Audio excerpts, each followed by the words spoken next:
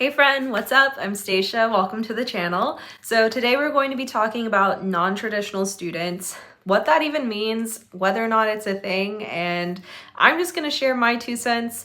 Take everything I say with a grain of salt, truly take what resonates and leave the rest. So what is a non-traditional student? In my opinion, a non-traditional student is someone who is maybe going to school or going back to school a little bit later than what is standard. So maybe you're in your mid-20s whenever you go get your bachelor's degree, or maybe you're in your late 20s, early 30s when you go back for your master's. I feel like most people usually default to the age model when it comes to non-traditional students, but also depending on what you major in, that could also make you a non-traditional student. So say you're going to grad school and you want to study law, but you got a theater degree, or maybe, I don't know, are in your 50s and you want to go to med school. Or maybe you are a veteran looking to go back to school for education. It kind of reminds me of those tests that they made you take. I don't know if anyone else has this experience, but there were tests that we had to take in, I don't know if it was middle or high school, but I remember taking a test and then it giving me certain career outcomes. And each of those careers had a very clear pathway to get there. And so a non-traditional student still gets to that outcome, but the path is completely different. It lies on the outside of that more traditional pathway is the best way I can explain it. So age can be a role, your major can be a role. It can also be someone who has a very established career that is going back to school to do something completely different. So kind of like in my example earlier with the 50-year-old who wants to go back to med school, maybe this is someone who is, an executive at a company who wants to then switch it up. So when I think non-traditional student, that's kind of what I'm thinking about.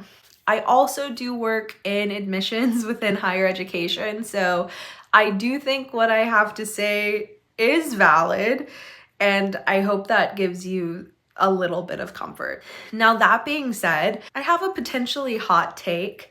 The human brain loves to categorize. I think we love to put things in boxes that we understand and, wrap it up with a pretty little bow because that makes us feel comfortable. I think in a way, people can use non-traditional student as a scapegoat. It's like, oh, well, I'm a non-traditional student, so that's why I am not succeeding right now. That's a really hot take, and no, that's not always the case, so please do not come for me.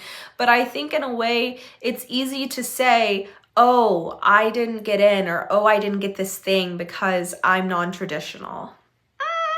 I don't subscribe to that. I think there is merit in hard work.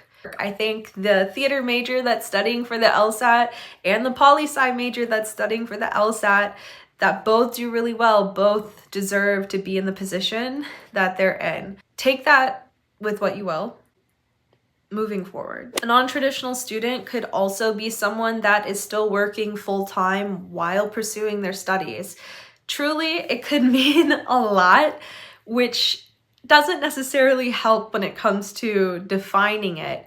But all I have to say is anything that lies outside of the stereotypical norm, I would consider to be most of the time non-traditional. With us non-traditional applicants or non-traditional students, if you're past that phase, there is this huge, so valid fear of starting over. I have a different perspective about that fear just because I work in higher education and admissions, ironically. So, you see everything and you're so much more than your statistics. Honestly, I've never looked at someone's age when they're applying. Believe it or not, rarely look even at the degree that they got. I work in a private arts institution, so it's a little bit different. A lot of what I'm looking at has to do with the portfolio and your written materials and is less stats based. So I can only really speak from that perspective. Know that yes, that fear is valid, but it's truly just a fear. I think applicants think, or believe that admissions professionals and colleges are looking and seeing their biggest fears and are examining them over a microscope when they're really not. And as someone who is involved in the higher education system and process, it really is a lot more holistic than you might think. I know with things like law school, things like med school, it might be more statistically driven, but it's not just your stats. It can't be. My goodness gracious. And I can't tell you how many incredibly talented people have walked through the door and they're just not a good person. And that means a lot. And you can read someone's materials and also tell that, oh, this person isn't someone that I want at my school. How they email, how they correspond with you, how they speak with you on the phone or over Zoom, that means a lot too. And I'm not saying that, hey, if you have a 138 on your LSAT, go apply to law school. No, I'm just saying try your best, put your best foot forward, and know that that's enough. That was a tangent, and I'm sorry. But I hope that struck a chord with someone out there, that it really is about who you are and what you're bringing to the table. Like, that's truly the most important thing. Stats are important, stats are great, but they're not everything. It can't be everything. And sometimes your story, your why, means so much more than the numbers side of things. So don't let a GRE, an LSAT, an MCAT stop you from applying, from pursuing your passions. I say always pursue your passions, and granted, apply with your best foot forward. So do all the work. And if you feel like you've truly hit a wall, it's time to apply. If you feel like Stacia, I've taken this test 5-6 times, I am done, be done, Someone out there is going to see you for who you are and what you represent and are going to want to be a part of that journey. But if you're applying from a place of fear by assuming, oh, because I'm non-traditional, I can't do something, dare I say you're not going to do that one thing. Because again, baby tangent, I really do believe that what we put out into the world is what we get back. And if you're putting lack into the world, you will get lack back, and lack back is negative. In some way, you're going to be losing something. So know that you are abundant, you are worthy, you are enough, and you are meant to do this. Because I truly do not believe that you would be pulled to go for something. It is beyond us. You're pulled to something because you're meant to be doing that thing. So know that, but also know if you're meant to be doing something, it might not be easy. And what I have never, when it comes to things that I truly want and truly desire, even if I naturally have a propensity for that thing, whatever it is, whether it's sports related, whether it's academic related, even if I am already naturally good at it, I still have to work hard to get to where I want to be with it. If you're pulled to something, it's for a reason.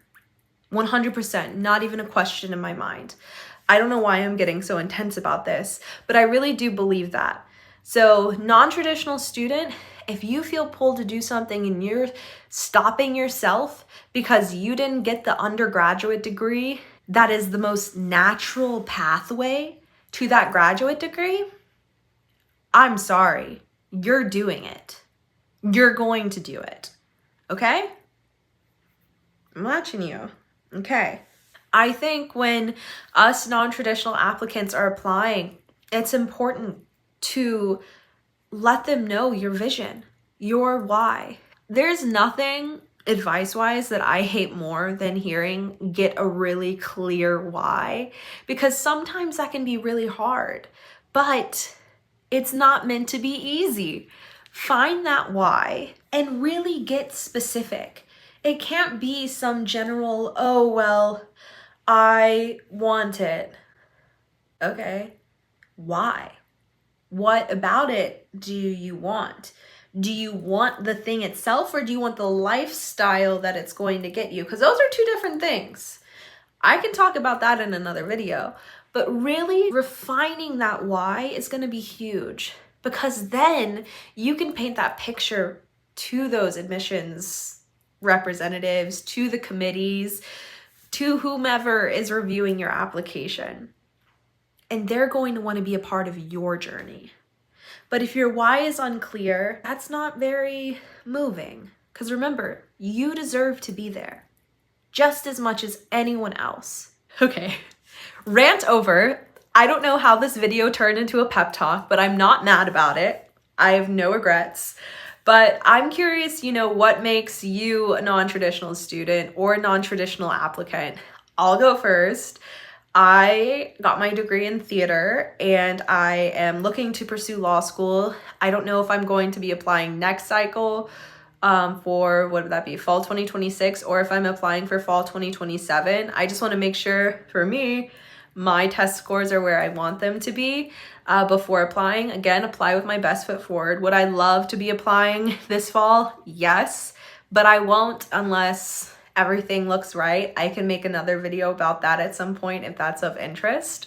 If you're a non-traditional student or if you're a non-traditional applicant, I want to know what you're going for or where you're at in your process. Maybe you're already in school, maybe you already graduated, but I'm curious, what is your undergrad degree and are you pursuing law school? Are you pursuing med school? Maybe you're an accountant and you want to be an actor and you're going to theater school. Love that. See it all the time.